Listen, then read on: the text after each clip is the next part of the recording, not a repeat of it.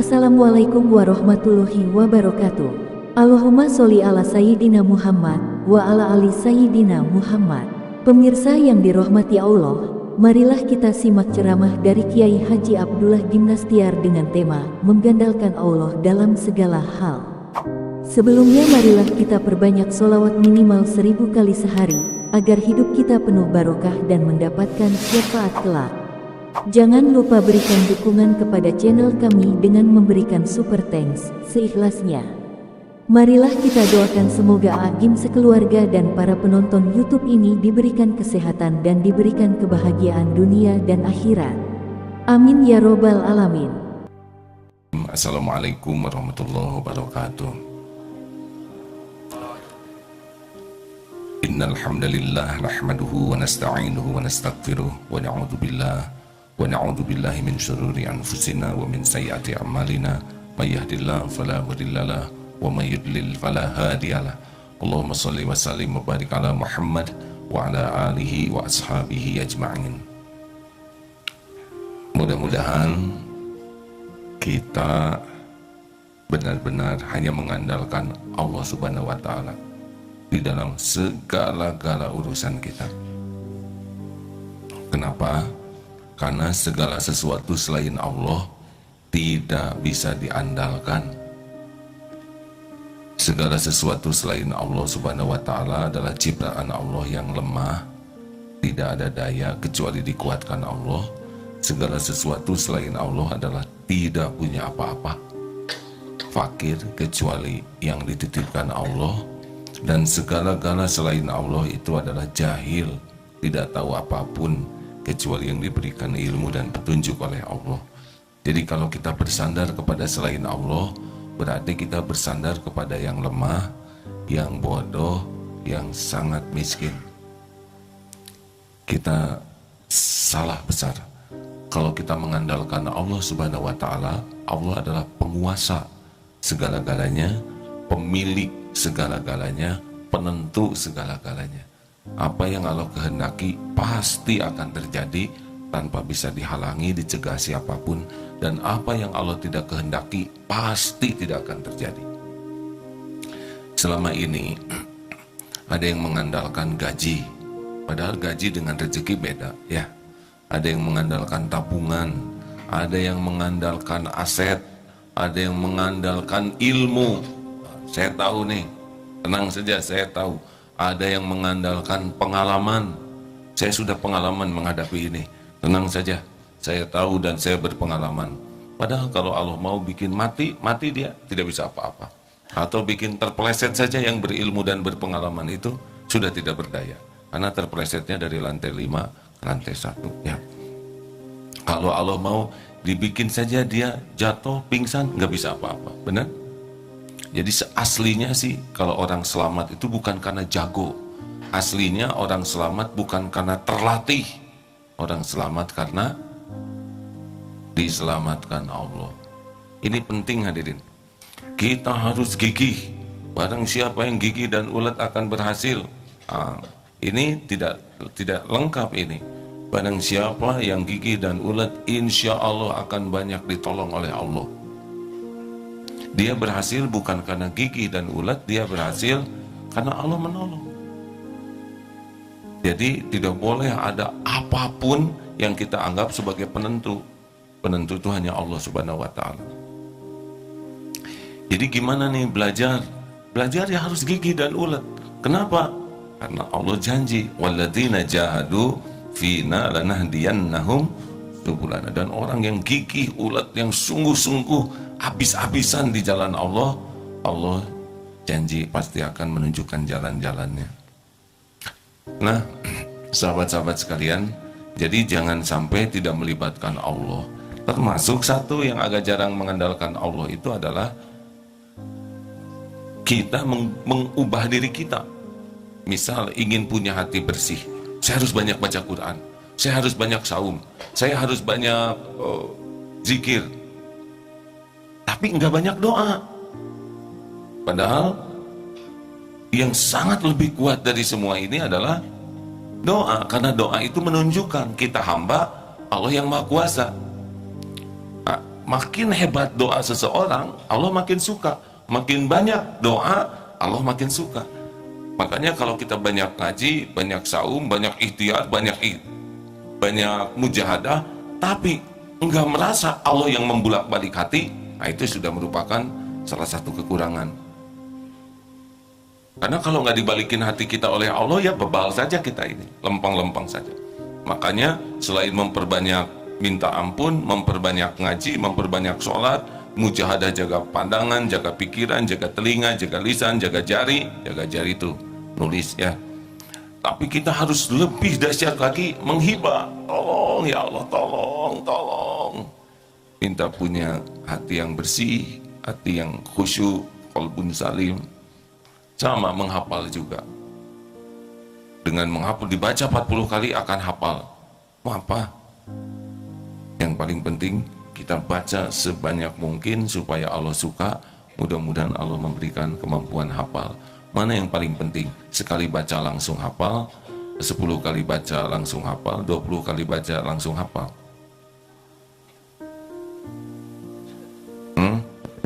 20. Saya mau sekali langsung hafal ya. Terus saya dibaca terus, jadi mungkin benar. Tapi mau 20 kali juga boleh. Yang paling penting jangan mengandalkan jumlah.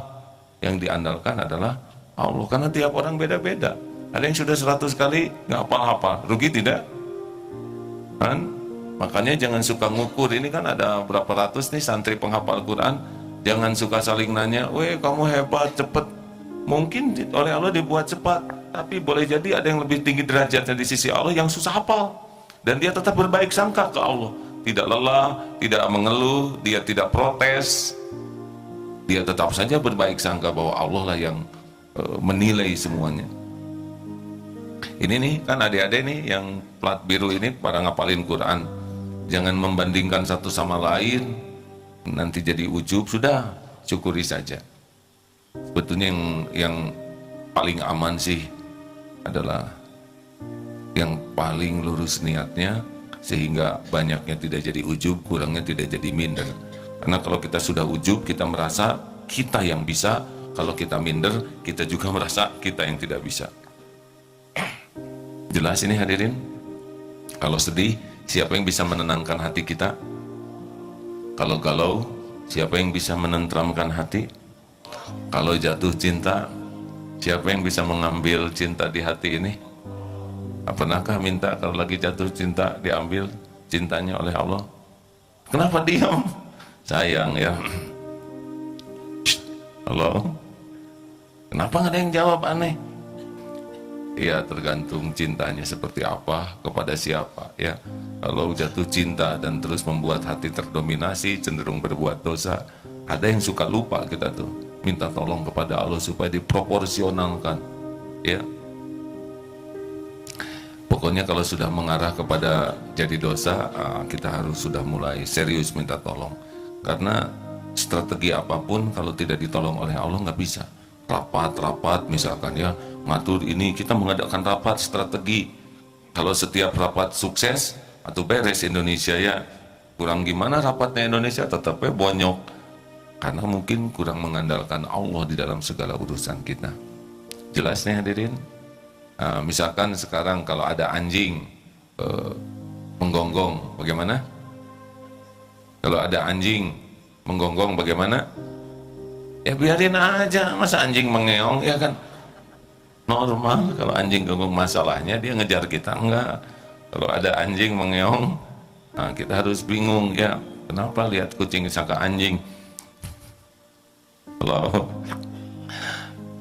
Kalau lihat ada anjing, kita memang harus ikhtiar.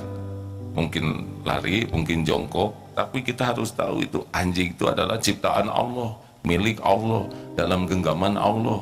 Jangan sampai kita mengandalkan lari, mengandalkan batu, mengandalkan lari. Coba kita dengan anjing kalau lari cepetan mana?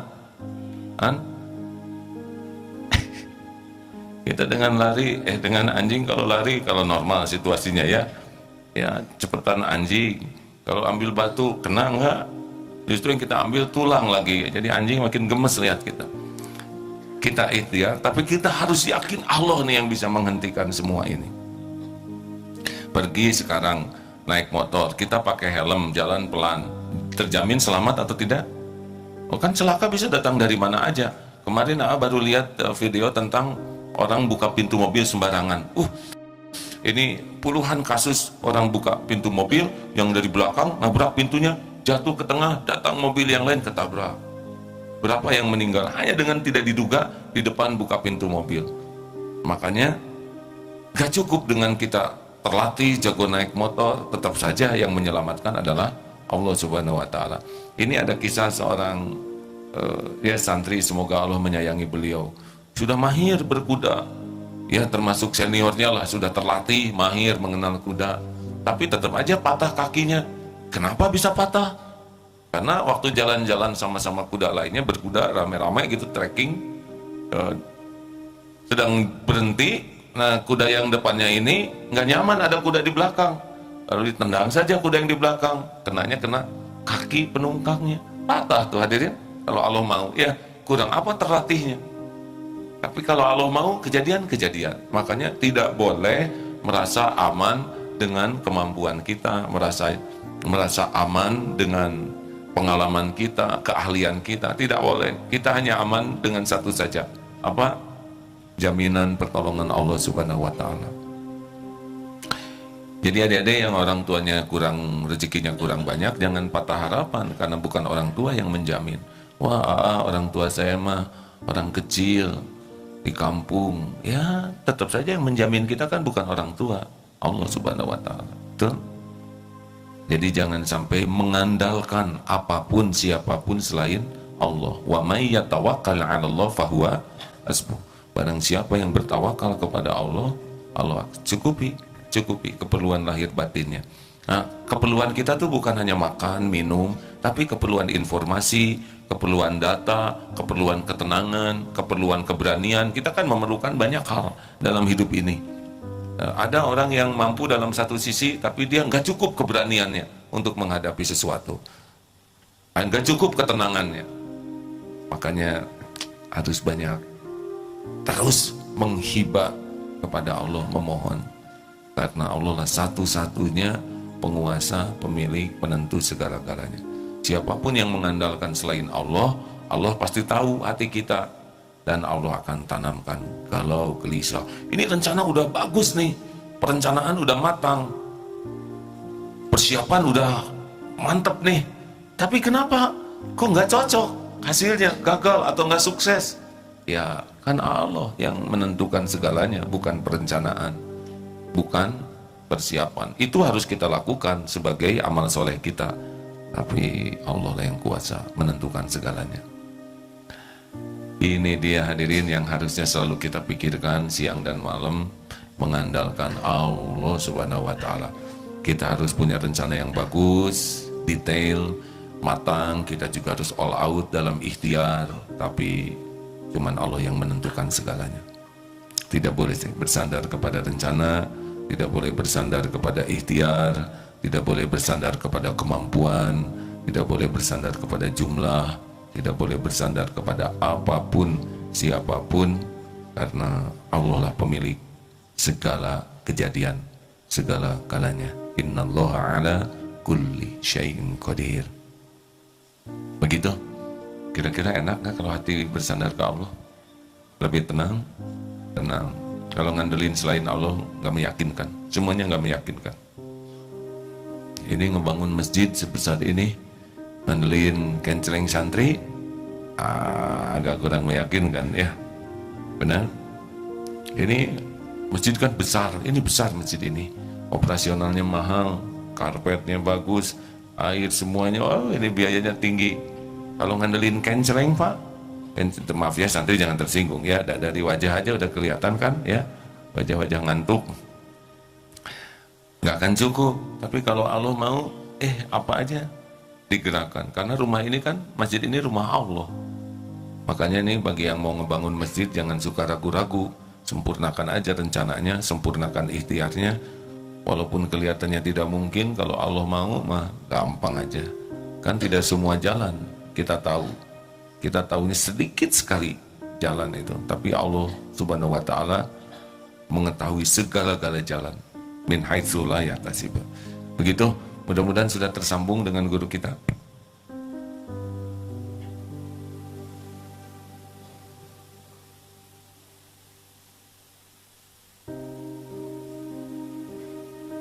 Bagaimana Min, masih tersambung? Beliau langsung ke radio Pak Miftahnya.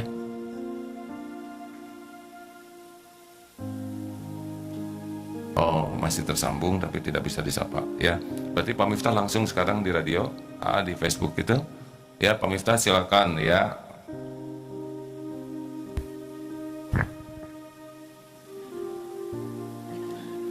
Apa artinya coba? Siarannya dilanjutkan, Mim?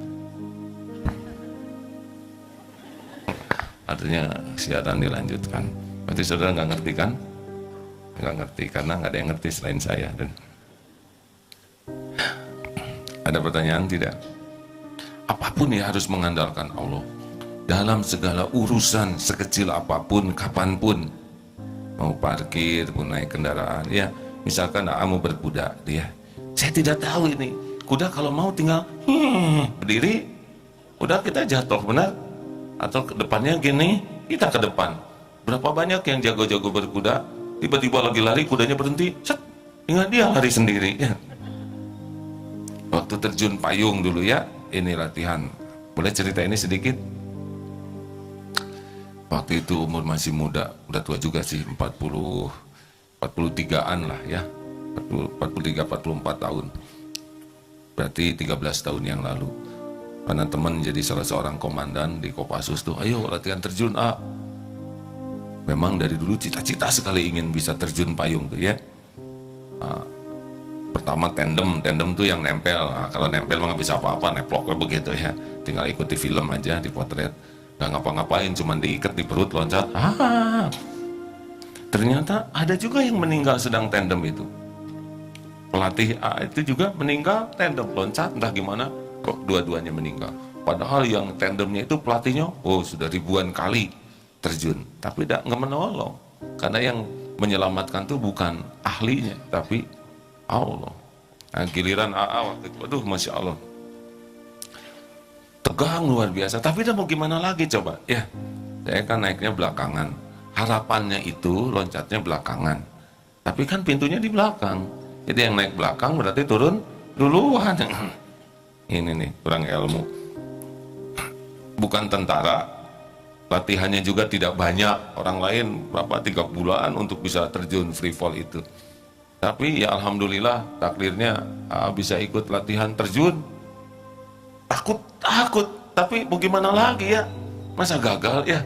Kiai nggak jadi terjun kan aib tuh.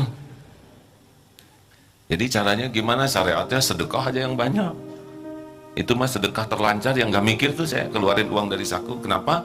Karena sudah tahu berapa yang ada di saku. Ya jadi set gitu. Lihat ke bawah takut, akhirnya ngadepnya ke sana aja, ke dalam pesawat, mundur, jadi nggak lihat ke bawah. Karena lihat ke bawah juga takut ya. 10.000 feet, kurang lebih 3,5 km. Kiri kanan dipegang oleh pelatih. Lalu loncat, gak bisa apa-apa lagi, coba melayang gitu, gak jadi, gak bisa. Waduh, shoot. Saudara pernah nyobain naik mobil yang ada tanjakan, yang ada benjol, begitu pernah nyobain nggak? Suka pengen apa? Pengen pipis kan ya? Nah ini gitu terus ya. Nanti artinya bagusnya pakai pampers ya. Waduh. Belum pernah kan jatuh segitu lamanya, biasanya kan jatuh dikit brek, ini melayang terus. Wah, mulai sadar, lihat kiri kanan. Ini juga. Coba minta tolong ke siapa di sana? Gatot Kaca? Nggak ada, nggak bisa, susah, nggak pakai parasit. Sama pelatih juga cuman megang di sini sebentar. Sesudah stabil, itu lepas pelatihnya. Ya, coba mau gimana sekarang? Nggak bisa. Yang muter aja di atas nggak bisa berhenti. Terus muter, sampai muntah. Mending muternya begini, kalau muternya begini, Masya Allah, itu benar-benar nggak ada penolong selain Allah. Alhamdulillah, takdirnya saya diberikan bisa cabut parasut juga. Alhamdulillah, walaupun kaget ya ketika dibuka parasut, tarik gitu. Gak keluar-keluar nih. Gimana caranya? Saya begini susah gitu, susah kan di atas. Dorong-dorong aja ransel supaya keluar ya. Ternyata memang di settingnya pelan keluarnya. Saya kan nggak lihat. Nah, udah jadi di atas, lihat, aduh angin, teriak ada yang kedengaran, ya udah azan, ya Allah Akbar. Ayat kursi, lihat di bawah ada danau di sana, sungai. Pak, saya jatuh kemana ini? Tapi izin Allah, alhamdulillah bisa sampai di tempat landasan yang dituju.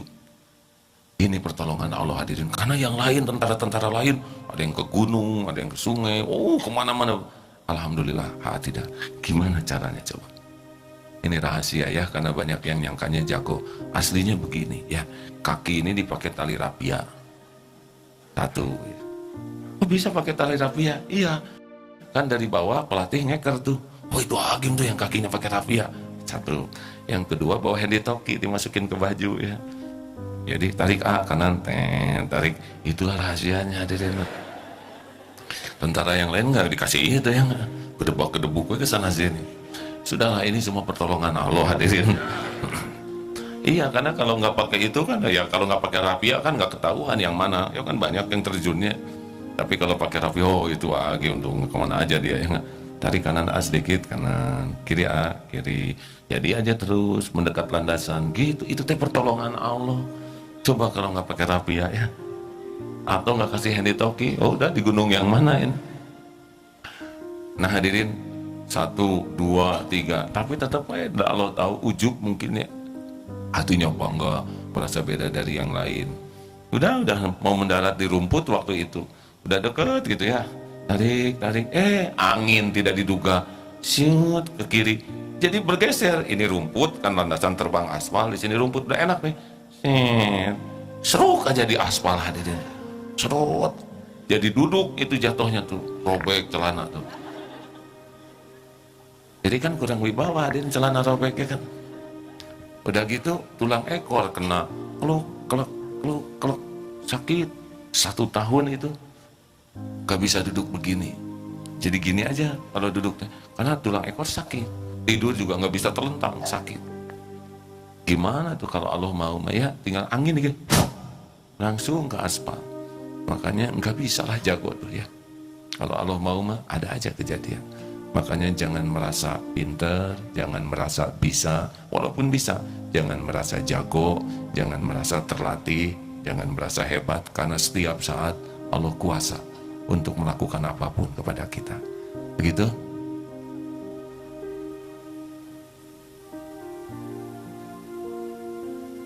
Ya, silakan, ada pertanyaan.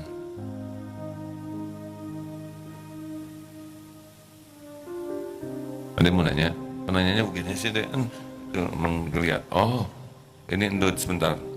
Ya Ndud. Waalaikumsalam warahmatullahi wabarakatuh. Gimana Ndud? Udah nyampe bapaknya. Ya udah sampai. Jadi bapak tuh, Iya. sekarang siarannya terputus Ndud. Jadi bapak tuh, yang nelpon Ndud. Saya yang pulsa ya. Iya tuh Mas Ndud yang nelpon. Ada yang nelpon. Ndud ini ujian ya. Ndudnya lumpuh, isohnya lumpuh, kakaknya. Bapaknya juga kemarin ternyata patah pinggang dan pahanya. Halo Ndud. Ya, Assalamualaikum Ndud. Ya, Jadi gimana bapak tuh, patah apanya? pinggang sama paha. Pinggang sama paha. Jadi nggak bisa jalan atuh ya? Nggak bisa gerak. Kakinya satu. Nggak bisa bergerak. Itu gimana bisa patah begitu, pinggang dan paha? Jatuh? Malah nggak jatuh, nggak apa. Nggak jatuh, nggak apa, tiba-tiba patah aja gitu? Iya, di dokter ya. Pantesan ke dokter udah 5 kali nggak sembuh-sembuh. Ya kan diurut terus ya? Nggak diurut ya. dulu. Itu selama belum diobatin gimana tuh, kesakitan sekali tiap waktu? Sekarang udah dirawat di rumah sakit udah 3 hari. Iya. Baik, nanti dari DPU ada yang akan silaturahim dan juga nanti kita galang dana ya Dut ya, supaya Bapak bisa diobatin ya. Udah ngerepotin terus. Enggak, cuman Allah yang ngegerakin segala-galanya juga ya. Ya, makasih Banyak ya. istighfar ya Dut, ya doakan juga ya. Assalamualaikum Dut. Salam. Ini berat ya. Isoh udah kecil sekali Isoh tuh, badannya berbaring terus, udah 37 tahun mungkin sekarang. Terus di dadanya ini ada tumor. berat. Kakaknya, adiknya Endut ini 2 tahun lebih muda juga lumpuh, gak bisa bergerak, berbaring saja. Kemudian ibunya meninggal dan bapaknya nih tulang punggungnya kemarin sakit, gak bisa kemana-mana. Ya alhamdulillah kita dapat informasi dan ternyata sesudah dibawa ke rumah sakit patah tulang pinggang dan paha. Ujian ya. Bisa dibayangkan kalau sekeluarga begitu. Ada juga satu di Tasik. Ini ibu-ibu kepala sekolah SD, sudah pensiun sekarang. Punya anak 3. Pertama suaminya meninggal. Sesudah itu suaminya lagi main badminton, meninggal tiba-tiba, nggak diduga. Anaknya yang perempuan yang sulung waktu melahirkan meninggal. Tinggal 2 anaknya, Agus dan Dadang. Lumpuh dua-duanya. Biasanya ada dulu di sini ngaji ke kita Agus tuh ya. Agusnya meninggal, sekarang tinggal Dadang satunya. Itu juga sudah mulai lumpuh lagi separuh badannya. Ini musibah atau apa ini? Kalau dilihat dari keluar ibunya ya, ibunya makin dekat dengan Allah. Dalam situasi sesulit apapun ibunya tuh sedekah, padahal hanya mengandalkan pensiunan. Tapi Allah Maha Adil, di akhirat nanti pasti akan ketemu dengan ganjaran yang mungkin tidak diperoleh oleh kita-kita. Karena ada dosa yang bisa habis dengan kepahitan, dan ada derajat yang tinggi yang tidak bisa dikejar oleh amal soleh, tapi dikejarnya dengan berbagai ujian kepahitan. Ya begitulah. Saya berharap Isoh nanti jadi bidadari di sorga. Di dunia mah nggak bisa kemana-mana, di sana saja berbaring, udah bengkok semua, kakinya juga kaku. Ya dunia tidak lama. Ya begitulah. Pertanyaan silakan. Ya. Bismillahirrahmanirrahim. Assalamualaikum warahmatullahi wabarakatuh. Waalaikumsalam warahmatullahi wabarakatuh. Izin bertanya, saya pernah baca sebuah buku tentang pembuah hati. Nah, di dalam bukunya itu ada kata-kata seperti ini kurang lebih. Sebentar. Ustaz, kemana Ustaz? Jam berapa? Oh ya, udah habis waktunya, tau gitu ngisi Ustaz ya. Malu. Ustaz, ini putrinya sekolah di kita, alhamdulillah. Makasih Ustaz. Dai apa? Asik ya, Asep. Asik. Terima kasih, silakan. Nah, di dalam buku itu ada kata-kata seperti kurang lebih. Kalau orang bodoh itu celakanya 1 kali, dan kalau orang berilmu yang tidak memanfaatkan ilmunya itu celaka sebanyak 1000 kali. Nah, mungkin mohon penjelasannya aja kalau misalkan orang bodoh itu celaka 1 kali. Nah, kalau orang berilmu yang tidak memanfaatkan ilmunya itu celaka 1000 kali. Mohon penjelasannya aja. Coba kira-kira kenapa ada pernyataan seperti itu? Seperti apa? Kenapa orang bodoh sekali celakanya? Ya itu, soalnya kan kalau misalkan orang bodoh, ya kenapa 1 kali gitu ya? Padahal kan seharusnya mereka nggak belajar. Dan seharusnya bodohnya orang bodoh itu dikerjain orang kerugiannya. Orang pintar apa? Kenapa 1000 kali kerugiannya? Kurang awal tuh. Iya, saya juga nggak ngerti ya kenapa 1000 kali. Tapi yang jelas di akhirat nanti ada orang yang terus muter terbulai ususnya, disiksanya muter karena dia ngomong tapi dia nggak mengamalkan. Kabura maqtan 'indallah an taqulu ma la taf'alun. Amat besar kemurkaan di sisi Allah bagi orang yang berkata-kata yang tidak diperbuat. Orang yang punya ilmu tidak diamalkan, memang dia bisa menyesatkan banyak orang. Orang yang bodoh mah susah ceramah ya. Tapi orang yang tahu ilmu dia ceramah, tapi ceramahnya belum tentu niatnya benar. Yang diamalkan belum tentu dia berusaha mengamalkannya, atau dia menceramahkan sesuatu demi kepentingan nafsunya. Oh banyaklah.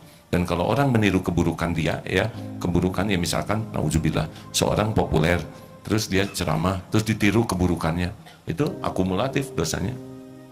Seperti gini ya, ada orang di mana sih perempuan nakal yang suka main-main tuh hanya ngomong tuh, lalu dia ke sana, lalu dia berbuat maksiat di sana, itu dosa, yang ngomong juga dosa. Udah gitu dia ngajak teman-teman lainnya, terus aja nanti dia banyak dosa di sana, dia yang tuh itu nunjukin dosa, dia pikul juga. Wah kalau gitu mah mending bodoh aja. Apalagi itu yang ya. Pertanyaan selanjutnya, ini yang di atas tuh SMK, SMP, kelas berapa ini? Antus kecil-kecil ya.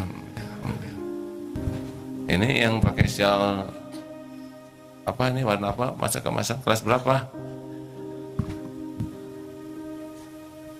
Ya. Ayo, ada pertanyaan selanjutnya. Kalau nggak ada, selesai nih. Iya, bismillah. Ini yang baru datang dari mana, adik-adik? Kelas berapa? Ini dari apa, Pak? Diklat apa? Dirjen Perekonomian? Jakarta. Oh iya. Sesudah ini berarti pelatihannya ya. Baik, selamat datang, Pak. Silakan. Pernah baca hadis, Yang mana yang nanya harus jelas dulu, ini ada jasadnya tidak ya. Ya. Gini ada hadis yang mengatakan ketika seorang muslim itu apabila mendapati suatu pagi illa malakan yanzilan, bahwa akan ada 2 malaikat yang mendampinginya gitu. Fayaqulu ahaduhuma Allahumma a'ti mumfikan khalaqan wa'ti mumsikan talaqan. Jadi yang salah satunya tuh berdoa kepada Allah, ya Allah beri orang yang berinfak di pagi hari ini penghidupan gitu, dan berilah orang yang menahan hartanya itu kerugian atau semacamnya gitu. Jadi banyak yang bertanya, kalau malaikat yang mendoakan kita itu apakah langsung terkabul gitu, sedangkan kita kalau berdoa kita kadang-kadang terhalang oleh maksiat yang kita lakukan atau makanan haram yang sudah mendarah daging di tubuh kita. Bagaimana dengan doa keburukan malaikat ini, Ustadz? Tumben jadi Ustadz saya. Naik derajatnya, Ustadz dan Profesor. Kalau AA, kakak ya. Jadi pertanyaannya apa ini? Pertanyaannya, apakah doa yang malaikat yang satunya ini yang mendoakan kesempitan kepada seorang muslim itu langsung dikabulkan oleh Allah gitu? Kan kita tahu doa malaikat mungkin saja diijabah dari Allah karena malaikat terus saja beribadah kepada Allah. Sedangkan doa kita kadang-kadang kan tidak sampai terkabul kepada Allah. Dan gini aja jawabannya, pokoknya sekarang mah sedekah aja tiap subuh, gitu aja lah.